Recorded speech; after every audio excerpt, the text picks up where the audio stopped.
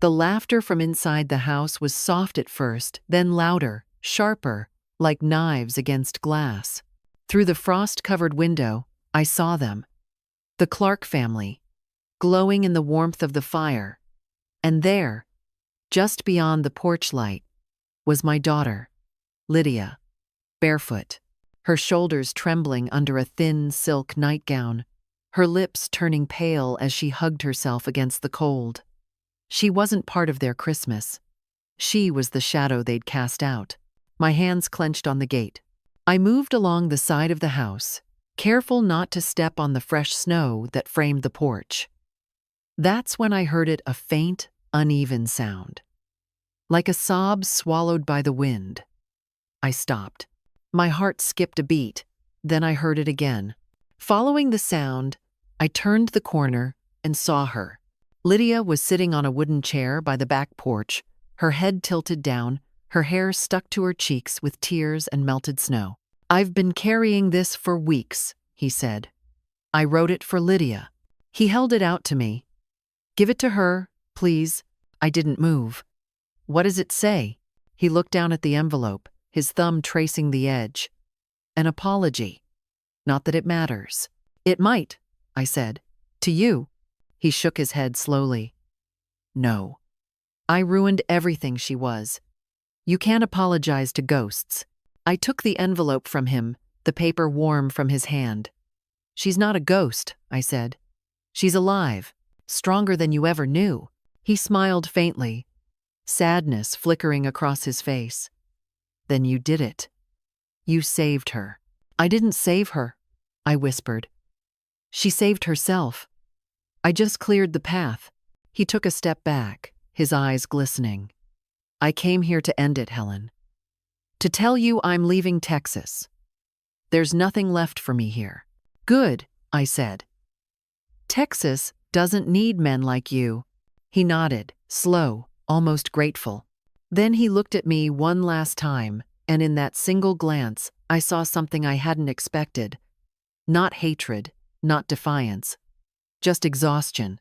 "I thought revenge would make you cruel," he said softly.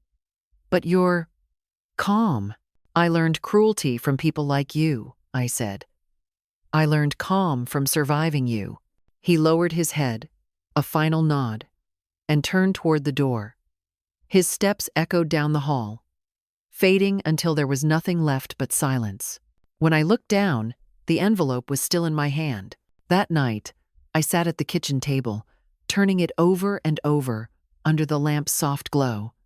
Lydia came in halfway through, her hair damp from the shower, her face peaceful. "What's that?" she asked. "From him." She froze. "Andrew?" I nodded. She stared at it for a long time, then whispered, "I don't want to read it." "Then don't," I said. "You don't owe him closure."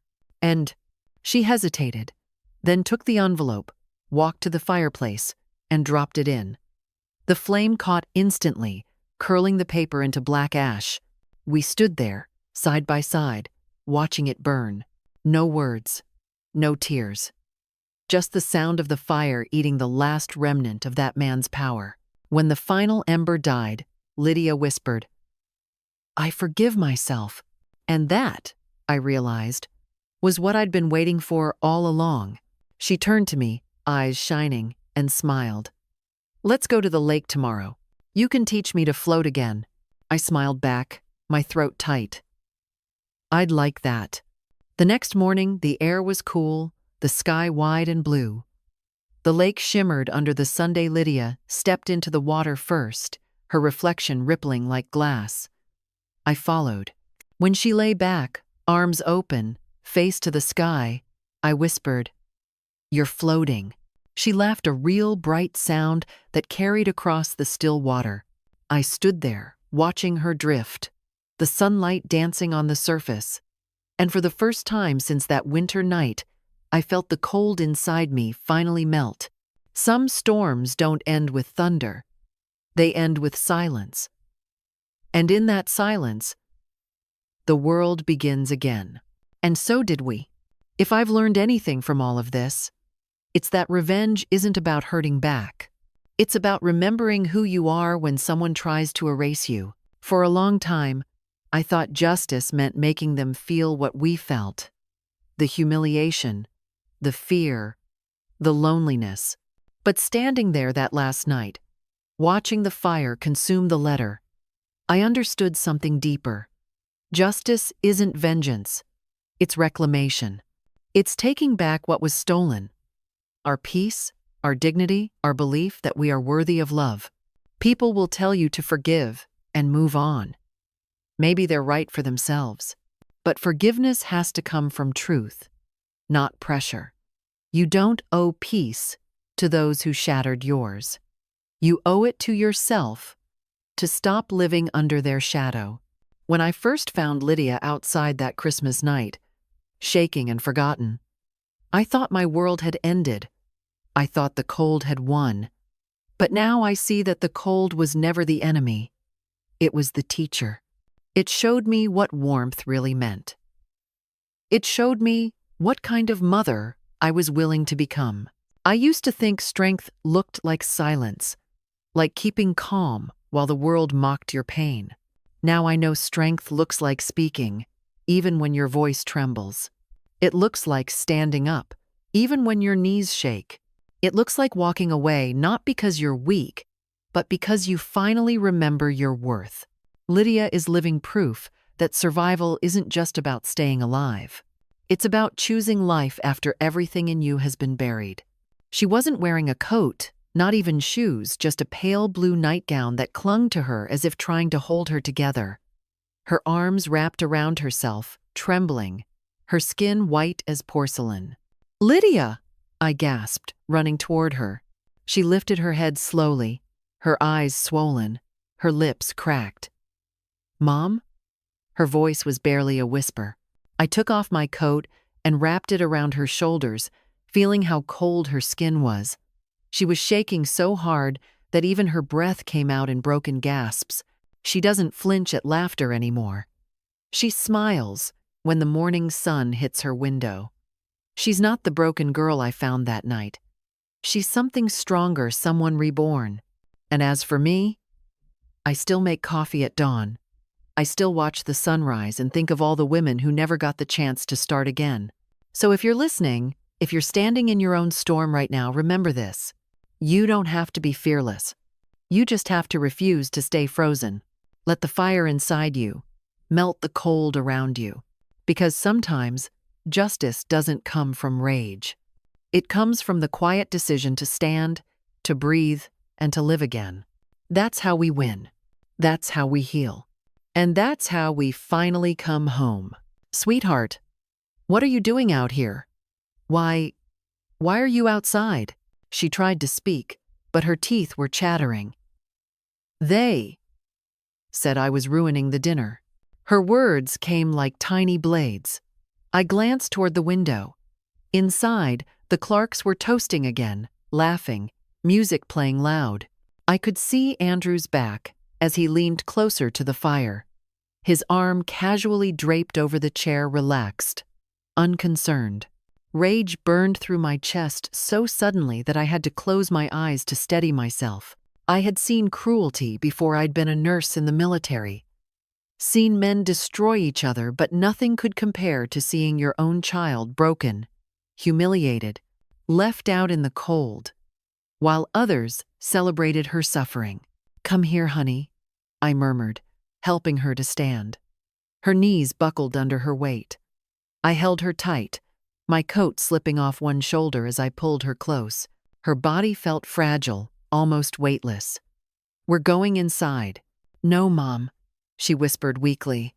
"They'll be angry." I froze. They'll be angry. What kind of family makes a woman afraid to step inside her own house? "Let them," I said quietly, my voice trembling. Not from cold, but from fury. "Let them see what they've done." I lifted her, her bare feet brushing against the frozen deck, as I carried her toward the glass door. Inside, laughter echoed like music from another world. I pushed the door open. The warmth hit me, thick with the smell of roasted turkey, wine, and expensive perfume. The music stopped. Elaine Clark turned first, her smile freezing mid-sip. "Helen," she said, her voice syrupy but sharp underneath. "What a surprise." I ignored her, setting Lydia gently on the couch near the fireplace. She curled up, clutching my coat to her chest, her shoulders trembling. Andrew stood by the mantel, his expression shifting from annoyance to discomfort. "She said she was just getting some air," he muttered, his tone defensive, eyes darting between me and his mother. "Air?" I snapped, my voice low but cutting. "In freezing temperatures? Without shoes? Without even a blanket?" No one spoke. Charles Clark cleared his throat, swirling his glass. "It's Christmas, Helen. Let's not make a scene." I turned to him. "A scene?" My voice cracked. "Your daughter-in-law could have died on your porch, and you call that making a scene?" The room went silent. Only the crackling fire filled the space. Lydia buried her face in her hands. "Please, Mom, stop." But I couldn't stop. Not anymore. I looked at each of them, their polished clothes, their smug expressions, their perfect little world built on cruelty. Elaine finally set down her glass. "Helen, dear, Lydia's sensitive. She overreacts sometimes. We didn't mean any harm." Overreacts. That word. The favorite weapon of every manipulator. I knelt beside my daughter, brushing a strand of wet hair from her face. "You're coming with me tonight," I said softly. "You don't have to stay here another minute." Andrew's voice rose behind me. "She's my wife. She stays where she belongs." I turned my head slowly, meeting his gaze.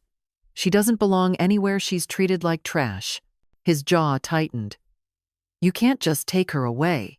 Watch me." For a long moment, no one moved. The fire popped, sending a spark into the air. Then Lydia's small hand slipped into mine, trembling but willing. That was enough. I stood, holding her hand tight, and led her toward the door. Elaine's voice followed me, soft but venomous.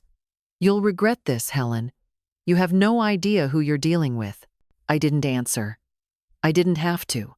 The truth was already burning inside me like the fire I'd just walked past. Outside, the night was silent again. No mother should ever find her child like that. Forgotten, freezing, and broken. I had told myself it was just a visit, a surprise. After all, it had been nearly 6 months since I'd last seen Lydia in person. We talked every Sunday, short calls filled with the usual phrases, "I'm fine, Mom. Don't worry. Andrew's busy. The family's nice." But that last call before Christmas, her voice had trembled, the way it used to when she was little and tried not to cry. I helped Lydia into the back seat of my car, wrapped her in a blanket from the trunk, and started the engine. As we pulled away, I looked one last time at the Clark house. Through the window, I saw them raising their glasses again, as if nothing had happened. But this time, I smiled. Not with warmth, with something sharper, colder. Because they thought it was over. They thought the mother had come to rescue her daughter and would simply disappear. But I had learned long ago in war, in hospitals, in life, that some wounds don't heal with time. Some need justice. And justice, in Texas, has a way of finding its own way home. The night we left the Clark mansion, the road stretched out ahead of us, like an endless scar, black, frozen, and silent. Lydia was half asleep in the passenger seat, wrapped in my coat. Her hands clutched the fabric so tightly that her knuckles were white. I kept one eye on the road, one on her breathing, afraid that if I blinked too long, she'd vanish again. By the time we reached my small house outside Denton, the clock was nearing midnight. The porch light flickered weakly, the way it always did when the wind blew from the west. It wasn't much, 2 bedrooms, a squeaky floor, a heater that groaned louder than it worked, but it was warm, and it was safe. I helped Lydia inside. Her skin was still cold to the touch. I made her sit by the heater and handed her a mug of chamomile tea. She stared into it as if it were something she had forgotten how to hold. "Drink it," I whispered. Her eyes lifted to mine, hollow, red-rimmed, the eyes of someone who had stopped believing warmth existed. "They said I embarrassed them," she murmured. "That I don't fit in. That I make Andrew look weak." Her voice broke.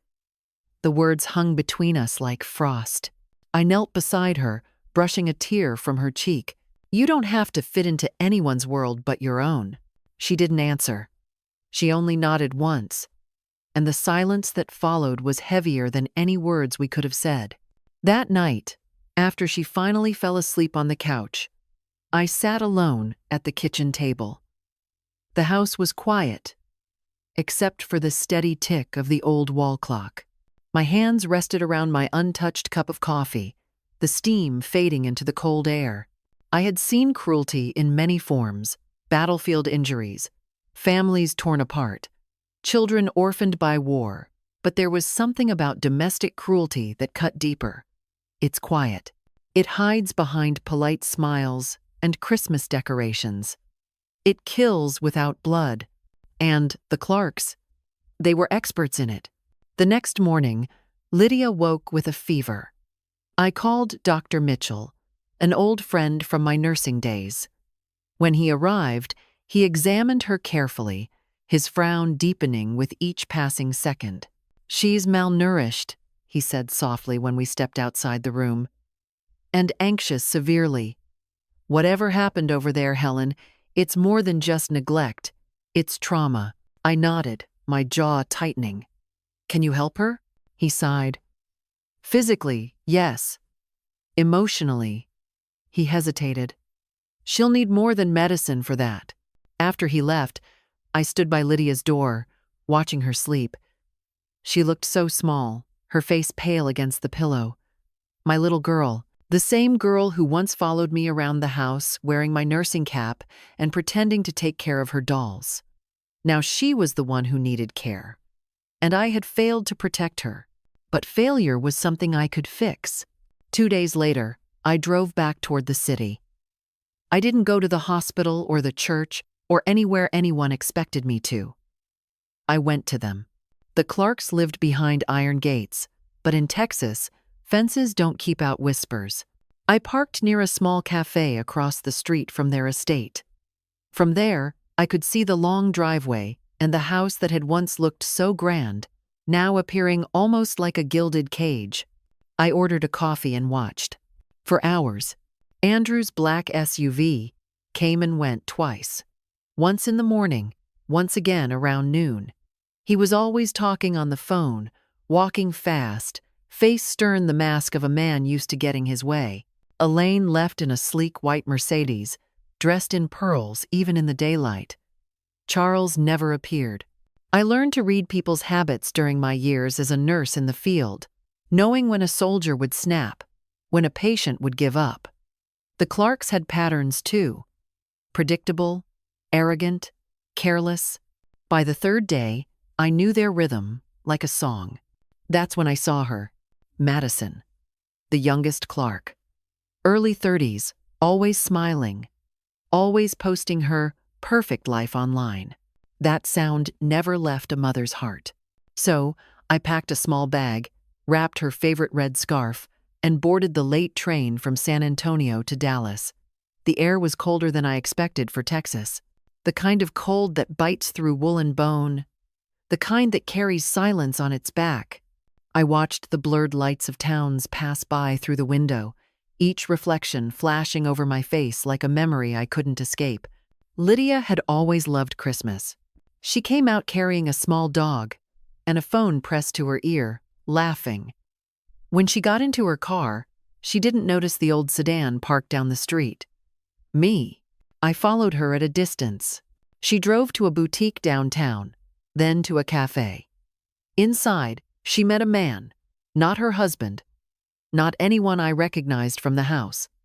They sat close, too close.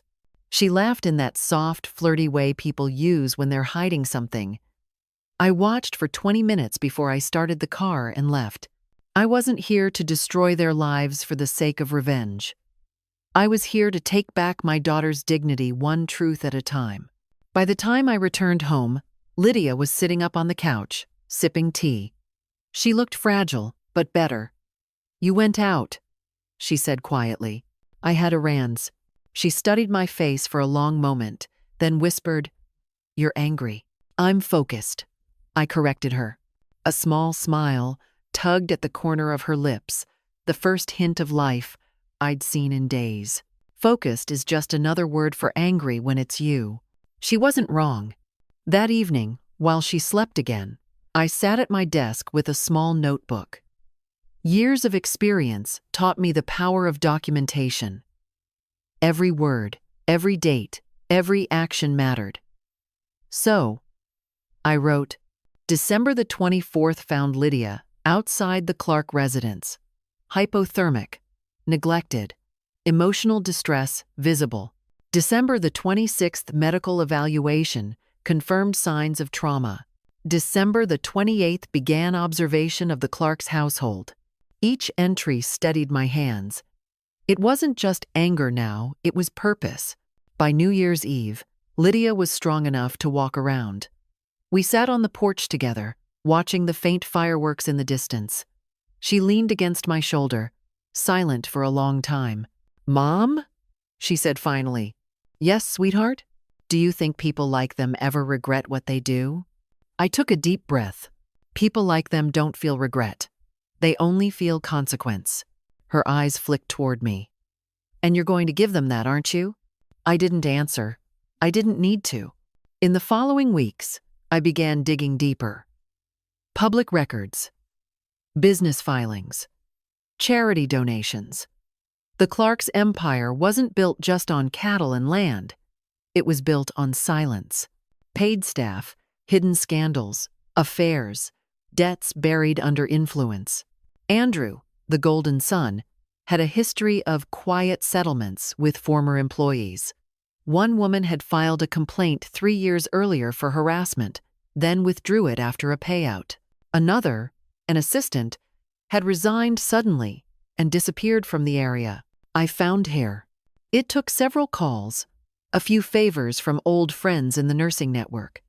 And finally, one quiet afternoon in a modest cafe near Fort Worth, a woman walked in wearing dark glasses and nerves like brittle glass. Her name was Nina. She sat across from me, stirring her coffee without looking up. "You're Lydia's mother," she said softly. "I remember her. She remembers you too." I lied.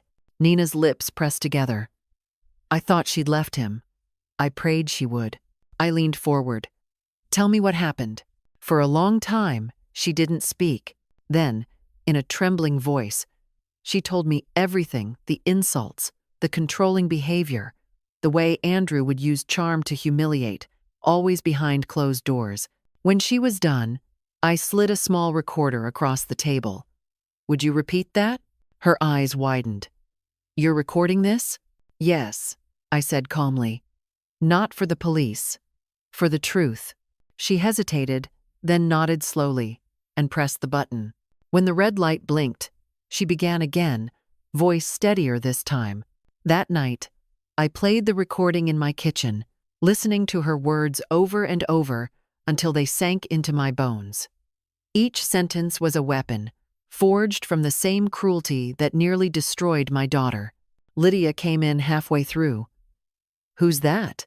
she asked softly. "Someone who also survived him." She sat beside me, her fingers tracing the edge of the table. "You're building something, aren't you?" I turned off the recorder. "I'm building truth." Her voice cracked. "Will it change anything?" "Yes," I said, looking her straight in the eye. "Because truth, once it's spoken, becomes fire. And fire has a way of burning even through stone." In that moment, I saw something flicker in her eyes, not hope yet, but something close. The following week, I mailed 3 envelopes. One to a local journalist I trusted from my hospital days, one to the State Ethics Board, and one to Andrew himself. Inside his was a single USB drive labeled Merry Christmas. When she was a girl, she'd wait for me by the window, pressing her nose against the glass to see the first flake of snow. I'd make hot cocoa, and we'd sing along to the same song every year, Have Yourself a Merry Little Christmas. That night on the train, I hummed it without meaning to, and my throat tightened halfway through the first line. The station in Dallas was quiet when I arrived. Just a few families greeting each other with laughter, children clutching presents. No letter, no threats, just silence. 2 days later, he called. His voice was colder than I'd ever heard. "What are you playing at, Helen?" I smiled, even though he couldn't see it. "I'm not playing, Andrew. You are. I'm just ending your game." He cursed, his breath sharp on the line. "You think you can threaten me?" "I don't threaten," I said. "I remind." He hung up. When I turned around, Lydia was standing in the doorway, pale but steady. "What did you send him?" "The beginning," I said simply. And as I looked out the window at the dark Texas sky, I knew that the real storm hadn't even started yet. For the first week after sending those envelopes, there was silence. No calls, no visits, not even a whisper from the Clarks. But I've learned, over a lifetime of patching up wounds and reading faces, that silence never means peace. It means fear is fermenting somewhere. On the 8th day, the first crack appeared. A news article popped up online. Local philanthropist under investigation for misuse of charitable funds. It was subtle, almost respectful. No names, just hints. But the photo was unmistakable. Elaine Clark, pearls around her neck, smiling like she owned the world. I didn't have to call the journalist to know she'd done her part. The story was written in the tone of someone who knew there was more to come. I was sitting at the kitchen table when Lydia saw it. She froze, her spoon mid-air. "Mum, did you?" I didn't look up from my cup of coffee. I didn't do anything that wasn't already waiting to be seen.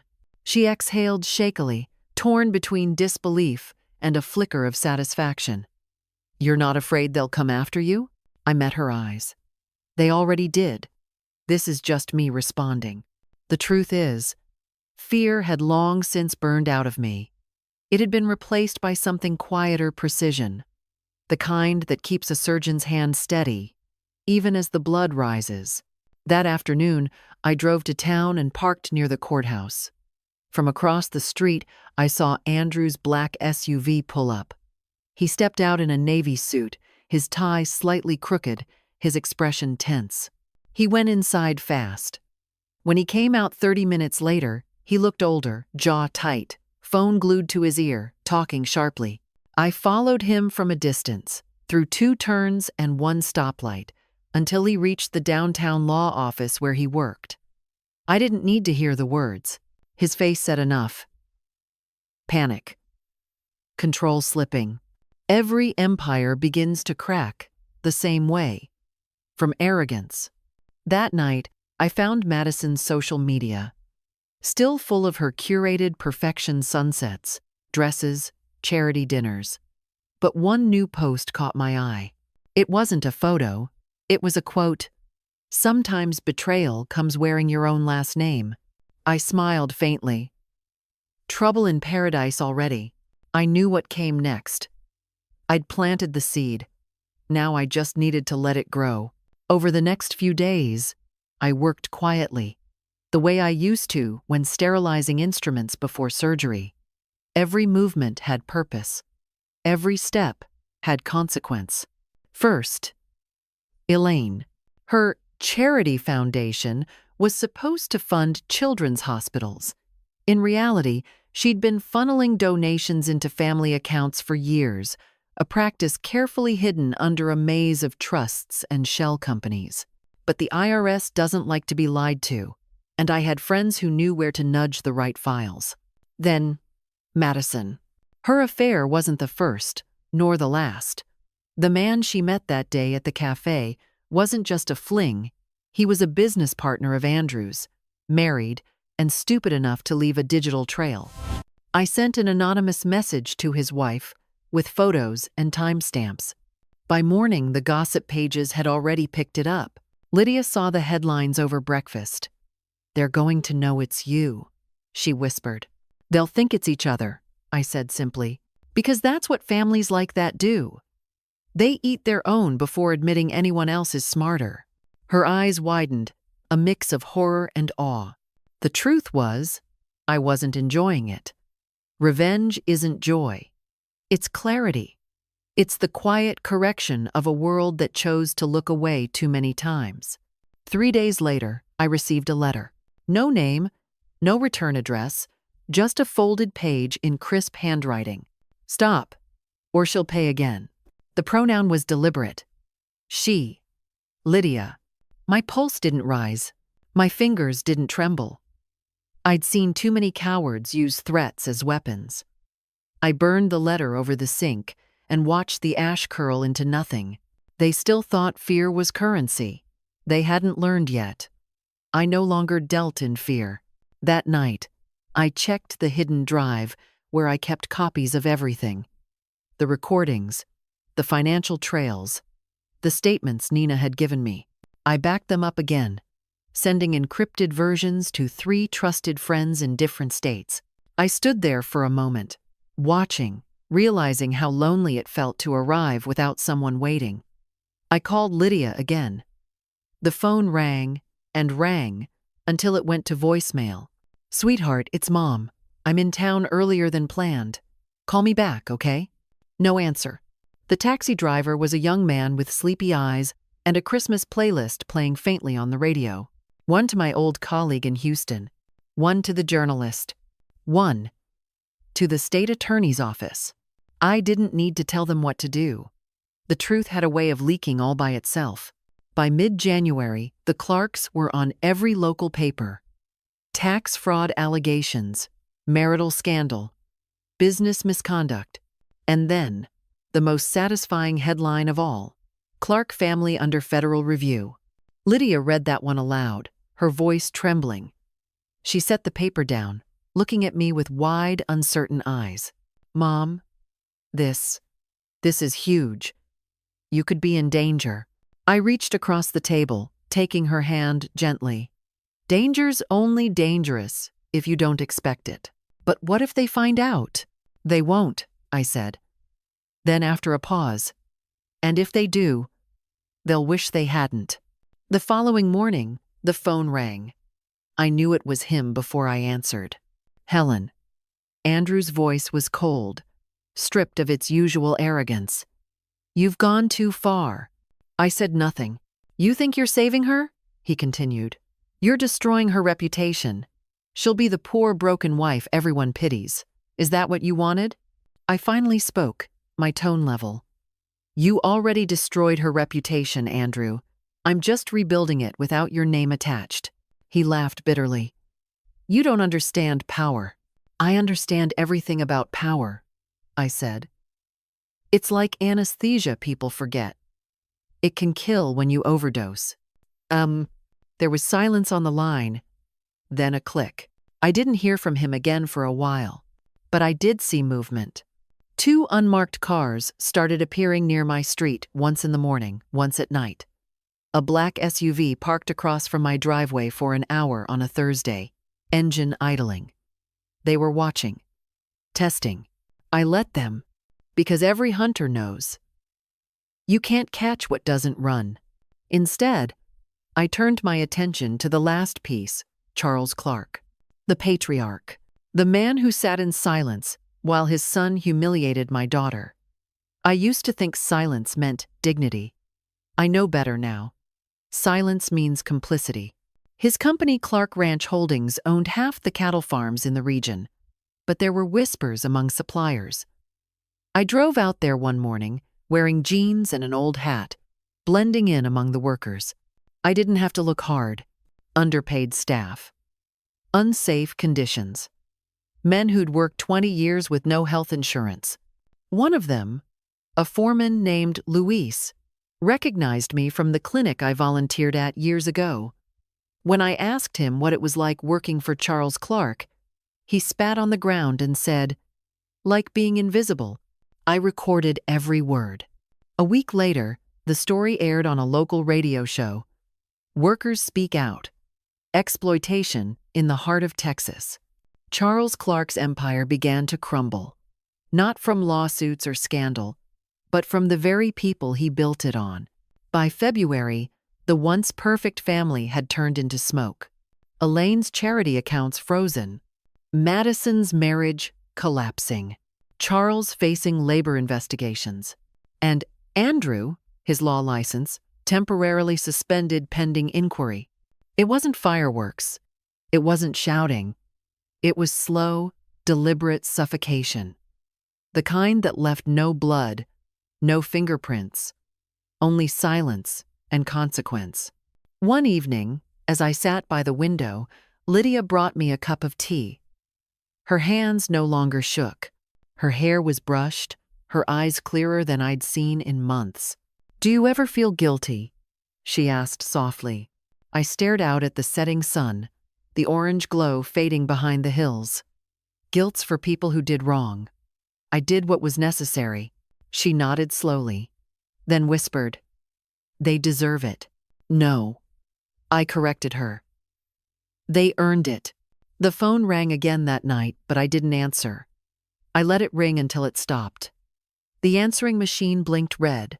When I played it later, Andrew's voice came through hoarse, desperate, angry. "You think you've won? You ruined everything. You ruined me. I swear, Helen, if you—" I deleted it halfway through.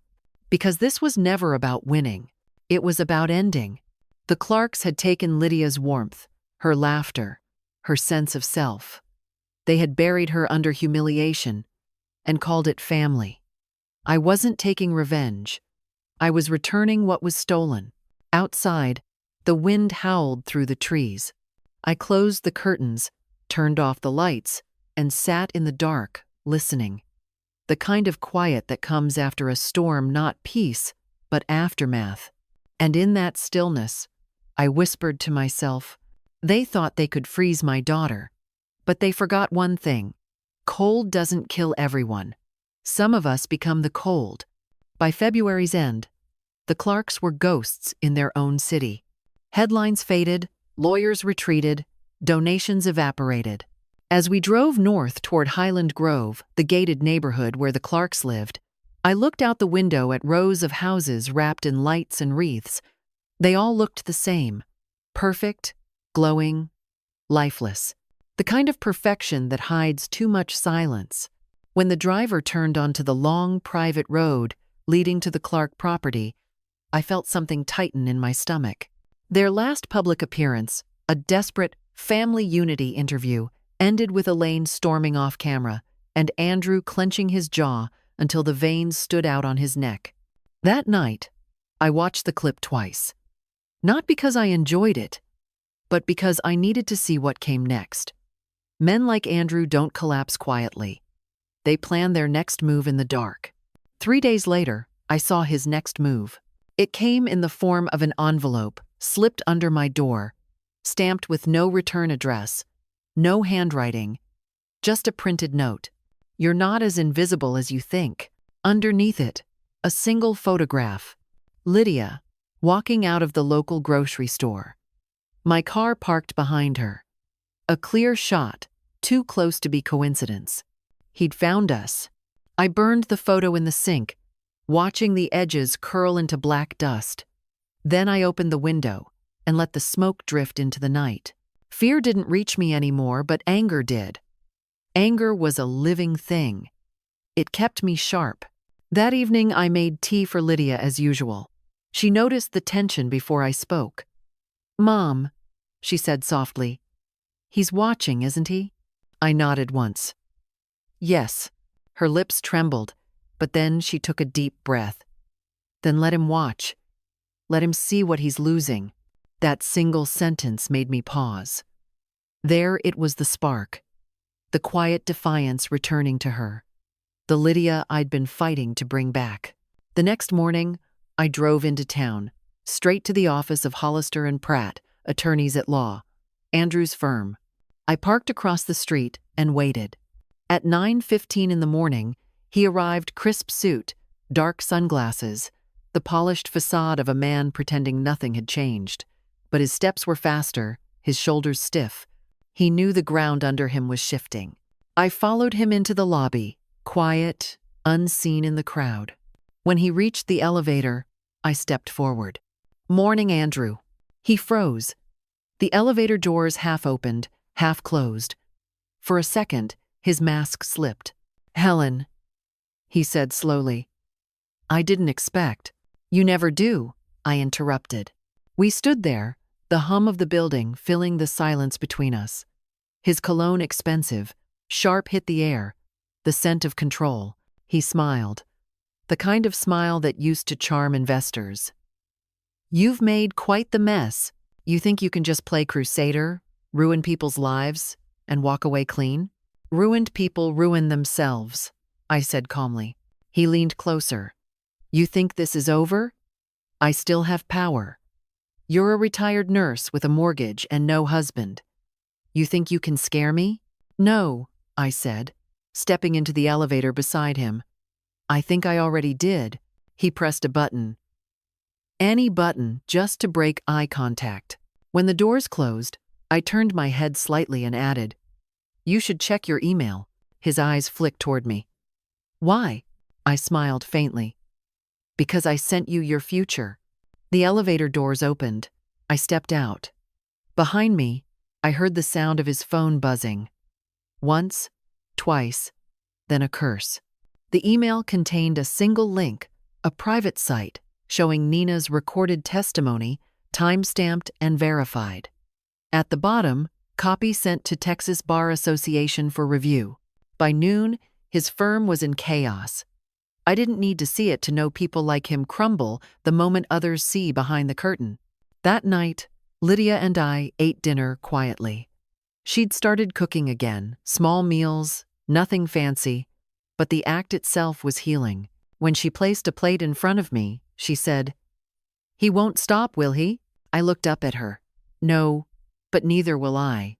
2 days later, the phone rang again. This time, it wasn't Andrew's number. It was unknown. "Mrs. Brooks?"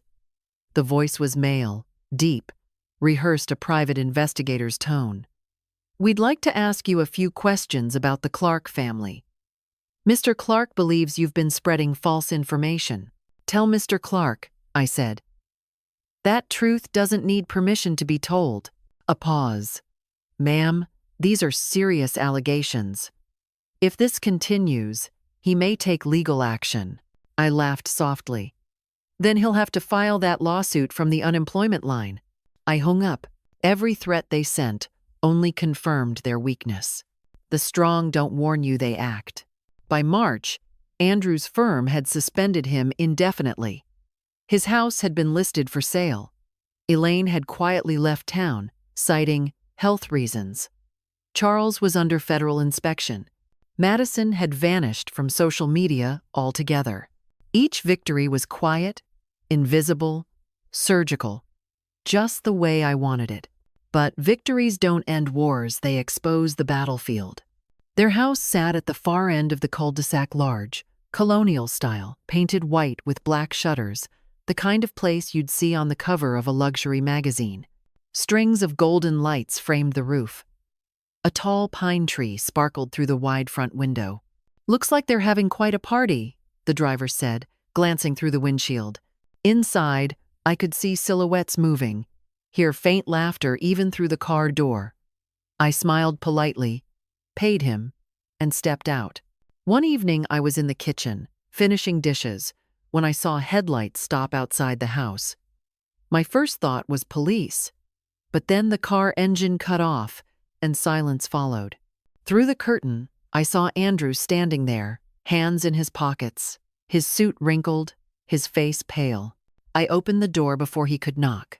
"You shouldn't be here," I said. He smiled, faintly tired, broken. "You've taken everything from me." "No," I said. "You took everything from yourself." He stepped closer, his breath fogging in the cold night. "You think you've won? You've turned my life into a headline. My name's dirt. My firm's gone. My family hates me. And whose fault is that? He stared at me, his voice lowering. You don't understand, do you? This isn't justice, it's obsession.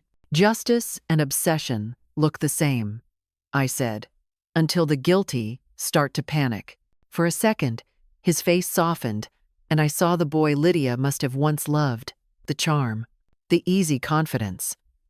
It was still there, buried under the ruin. I loved her, he said suddenly. Your daughter. I did, but she made me feel small, weak. Every time she looked at me, I saw the man I wasn't. The confession hit the air like smoke thin, bitter. You hurt her because you hated yourself, I said. That's not love. That's cowardice. His eyes hardened again. You'll regret this. I tilted my head slightly. I already don't. He stepped back, shaking his head. You've destroyed everything. No, I said quietly. I've exposed it. There's a difference. He stared at me for a long moment, then turned and walked back to his car. The taillights disappeared down the road, leaving only the echo of tires on gravel. I closed the door, locked it, and leaned against it, listening to the quiet. My hands didn't shake. My heart didn't race. The next morning, I found a box on my porch. No note. Inside, a small frame, Lydia and Andrew's wedding photo. The glass cracked down the middle. I stared at it for a long time before placing it face down in the drawer. Sometimes closure doesn't arrive in peace. It arrives broken, sharp, but still final. Later that week, I received a call from the journalist. Her voice was excited. Helen, the federal report's public. Charles Clark's company's being dissolved. Fraud, labor violations, the works. It's over. I closed my eyes. No, I whispered. It's done. There's a difference. That evening, Lydia joined me on the porch. The sun was dipping low, painting the fields gold. She looked lighter, as if the weight had finally begun to lift. They're all gone, aren't they? She asked softly. Yes, I said. They're ghosts now. She smiled faintly. What happens to us now? We live, I said simply. That's the best revenge of all. She leaned her head against my shoulder, and for the first time in months, I heard her laugh soft, uncertain, but real. Inside, the clock ticked. Outside, the world turned, and I knew the war wasn't about destruction anymore. It was about reclamation of dignity, of peace, of power. In the end, I didn't need to raise a hand or fire a weapon. I just had to show them what happens when you underestimate a mother who's learned that silence can be sharper than any blade. The morning after the last Clark headline fell silent, the air in Texas felt different. No more whispers, no more glances over shoulders. Just wind, dry and heavy, carrying the faint scent of rain. The kind of quiet that comes when the storm has taken everything it came for. For the first time in months, Lydia slept through the night. When I stepped into her room, sunlight was spilling across her face. Her breathing was even, her hair loose, her hands relaxed against the blanket. I stood there for a long while, just watching her. Mothers do that, sometimes stand in the doorway, silently measuring how much of their child they've managed to save. I made breakfast. Eggs, toast, black coffee. Simple. The clatter of dishes sounded louder than usual in the stillness. Every sound in that house suddenly mattered again. The hum of the refrigerator, the creak of the floorboards, the faint whistle of wind through the window. They were reminders that life was returning. When Lydia walked in, she looked alive. Thinner, yes, but with color in her cheeks again. Morning, she said softly. I smiled. Morning. She sat down, buttered a slice of toast, and took a slow bite. I had a dream last night, she said after a moment. We were at the lake. I was little. You were teaching me how to float. I nodded, remembering. You were afraid of sinking. I still am, she whispered. I reached across the table and placed my hand over hers. The moment the taxi drove away, the cold hit me full in the face, sharp and dry. My boots sank into the thin layer of snow covering the driveway. I pulled my coat tighter, my breath turning to mist as I stared at the bright house. I hesitated. Maybe I should have called first. Maybe this wasn't the right time. But mothers don't need invitations to see their children. I walked closer, my heels crunching on the frozen ground. Then you just need to remember, floating isn't about fighting the water. It's about trusting yourself not to drown. Her eyes glistened, but she nodded. I think I'm ready to try again. That day, she went for a walk. Just a short one down the road, past the fence to where the wildflowers had started to bloom early. When she came back, she was smiling. A real smile. Not forced, not polite. I watched her from the window, a quiet warmth blooming in my chest. But peace, I've learned, doesn't arrive without ghosts. That night, I dreamed of Andrew. He was standing by the fireplace again, glass in hand, smirking like he had that first night.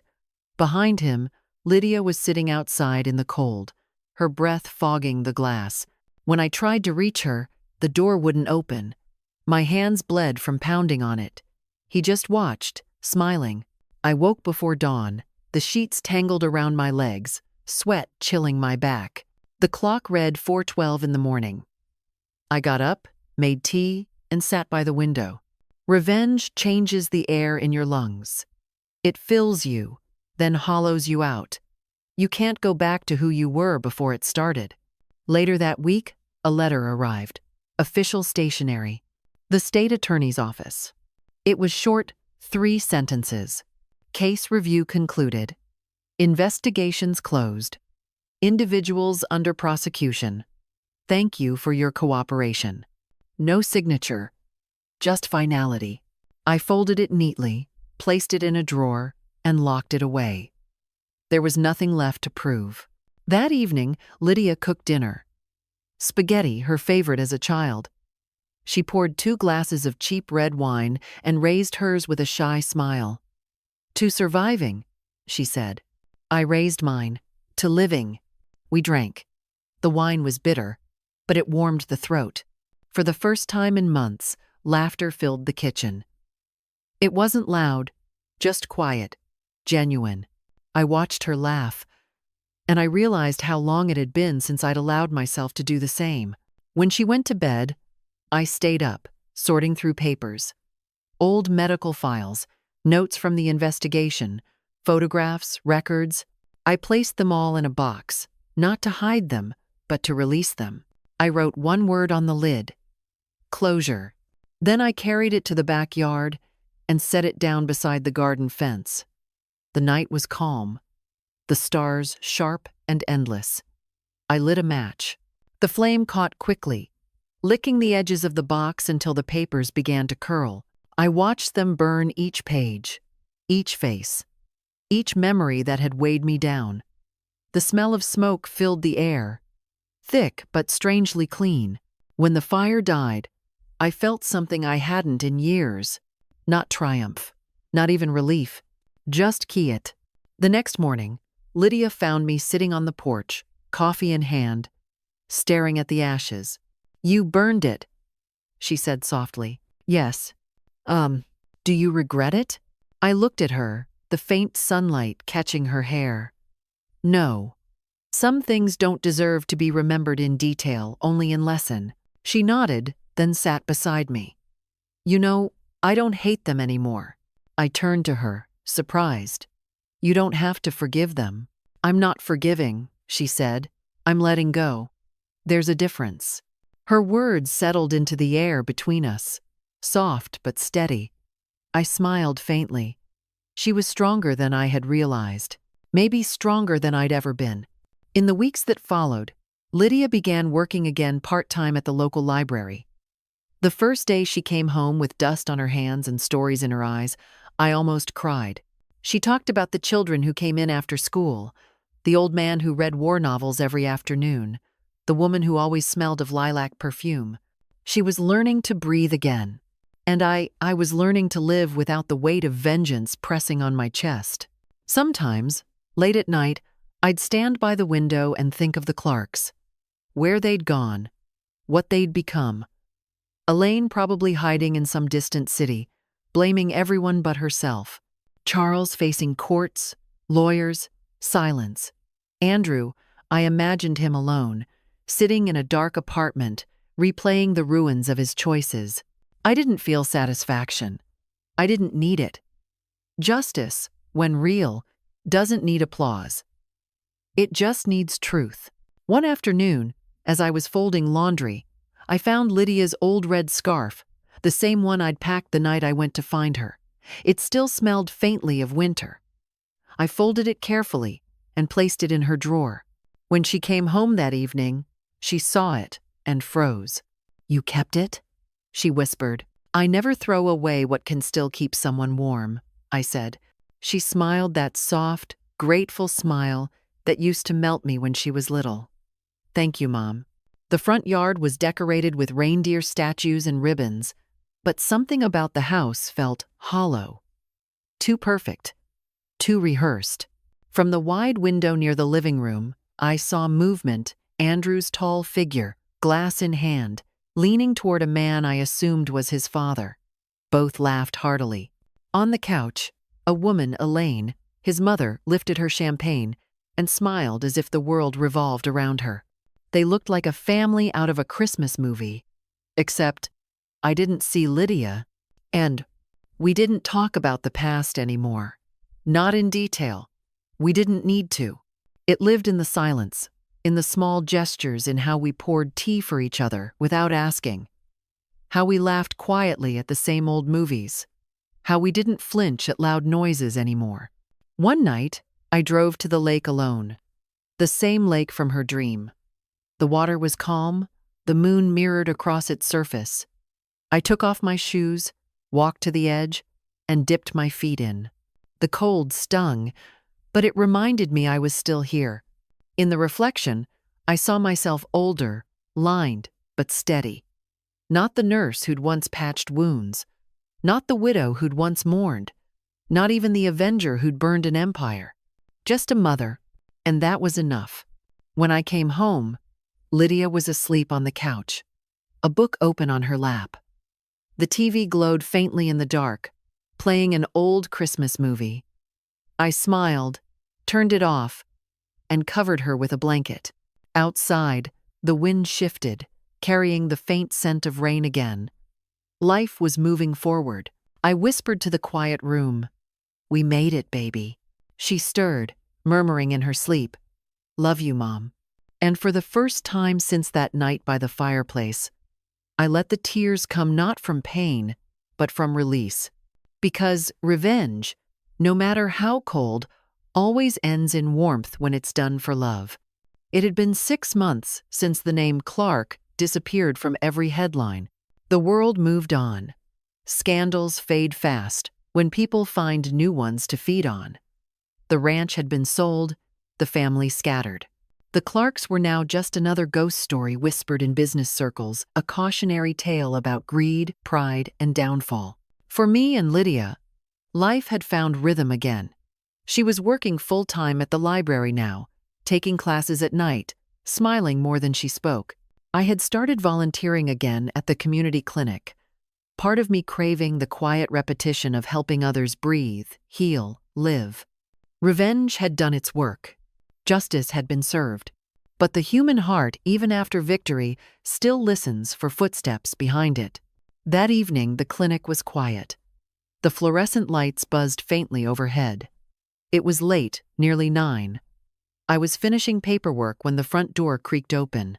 "Sorry," I called out, without looking up. "We're closed for the night." No answer. Just the sound of shoes scuffing against the tile floor. I lifted my head and froze. Andrew Clark stood in the doorway. He looked nothing like the man I remembered. The expensive suits were gone. His face was gaunt, his eyes hollow, his once perfect hair streaked with gray. He wore a wrinkled jacket, his hands trembling slightly at his sides.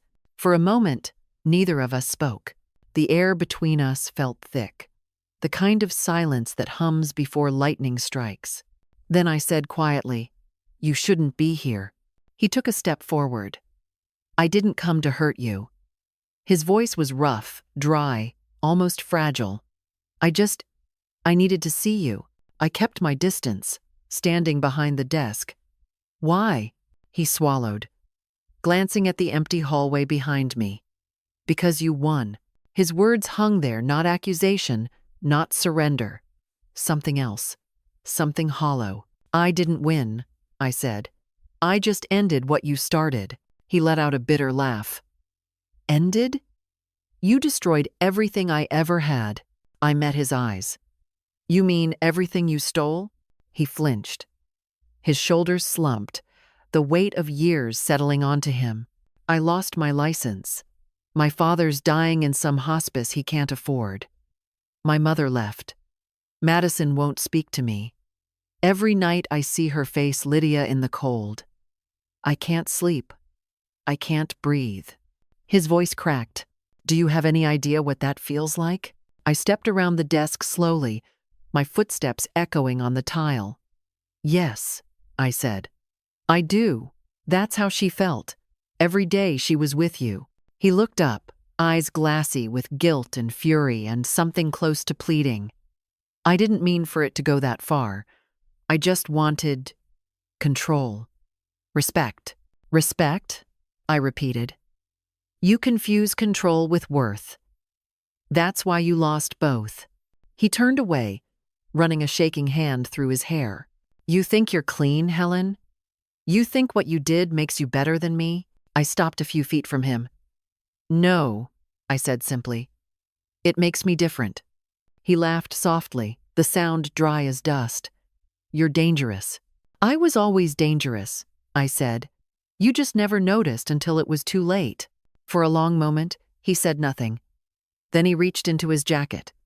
My body tensed, but when he pulled his hand back out, it wasn't a weapon. It was an envelope, crumpled, worn.